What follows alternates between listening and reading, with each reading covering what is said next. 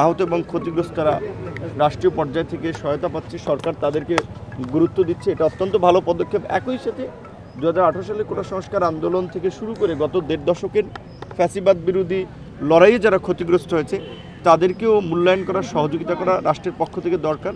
এবং আজকের একটা সমালোচনাও সবার সামনেই করতে চাই সরকারকেও, যে তাদের যে অ্যাপ্রোচ রাজনৈতিক দলগুলোর প্রতি সেটা খুব ভালো বা শোভনীয় অ্যাপ্রোচ না। আজকে একটা ঐতিহাসিক মিটিং বলা চলে, যে দ্বিতীয়বারের মতো এই জাতীয় সংলাপ বা সর্বদলীয় বৈঠক রাত্র 10টা পর্যন্ত অনেক রাজনৈতিক দল জানেই না, কেউ কেউ পেয়েছে খুদে বার্তা, এটা মোবাইল কোম্পানি কিংবা বিভিন্ন কর্পোরেট প্রতিষ্ঠানের মতো একটা SMS থ্রু করে দেওয়া, অনেক মানুষ তো SMS দেখেও না। সো এই মিটিংয়ের ইনভাইটেশনটা নিয়ে অনেকে ক্ষুব্ধ হয়েছে এবং অনেকে মনে করছে যে এটা তাদের জন্য অসম্মানজনক, অশোভনীয়ভাবে আসলে এটা করা হয়েছে।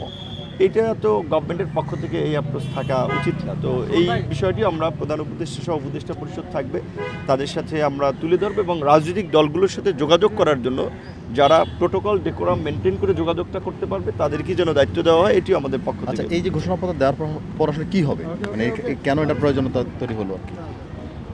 ঘোষণাপত্রটা দেওয়া খুবই প্রয়োজন, কারণ হচ্ছে যে ইতিহাসে একসময় যারা হিরো, ইতিহাস পরিবর্তন হলে আবার তারা ভিলেন হয়, এটা আমরা দেখেছি। অনেক ঘটনা বাংলাদেশেও আছে।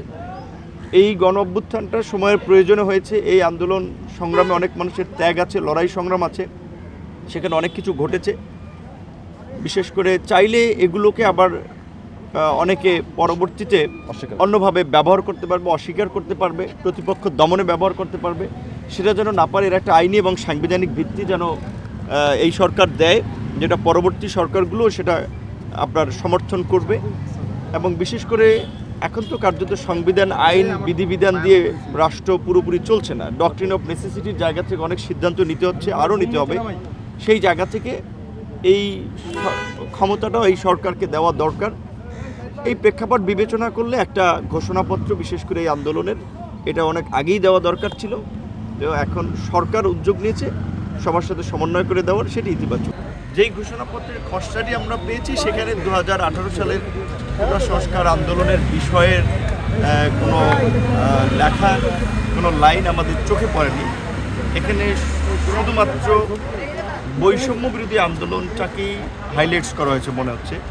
অবশ্যই বৈষম্য বিরোধী আন্দোলন আমাদের একটা টার্নিং পয়েন্ট, কিন্তু এই বৈষম্য বিরোধী আন্দোলনের আগে এবং পরে যে ব্যাকগ্রাউন্ড তৈরি হয়েছে সেটাকে কিন্তু আমরা অস্বীকার করতে পারি না। 2018 সালের প্রথম এবং দ্বিতীয় শ্রেণীর চাকরিতে কোটা বাতিল করে সেইটা যখন আদালতের মাধ্যমে ফিরিয়ে আনার ব্যবস্থা করে, সেইটাকে কেন্দ্র করে এই আন্দোলনটা হয়েছে।